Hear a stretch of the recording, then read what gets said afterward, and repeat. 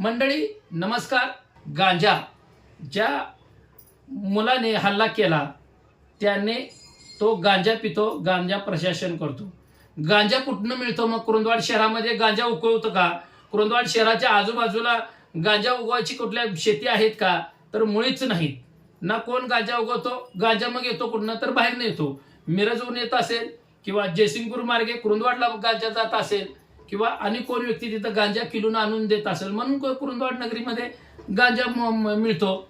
आणि गांजा 50 रुपयाला सध्या पुडी मिळते, 200 रुपयाला, 150 रुपयाला पुड्या मिळतात. सिगारेटमध्ये घालायचं आणि गांजा वडायचे 4 टवाळ टिंगाळखोर टपोरी पोरं घ्यायची.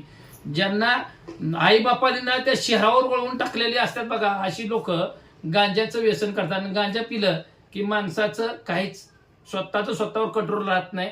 अशी स्थिती या गांजा पिणाऱ्या युवकांची होत असते. गांजा मिळतो हे सगळ्यांना माहित आहे, सामाजिक कार्यकर्त्यांना माहित आहे, त्या लोकप्रतिनिधींना माहित असते, पण त्याच्यावर कोण कारवाई करायला पुढे येत नाहीत. पण आता घटना घडली म्हणून डॉक्टर सुद्धा आले, म्हणून लोकप्रतिनिधी म्हणतात गांजा विक्री कुरुंदवाडमध्ये होती. मग ह्याच्या आधी होत नव्हती तेव्हा तुम्ही झोपला होता काय?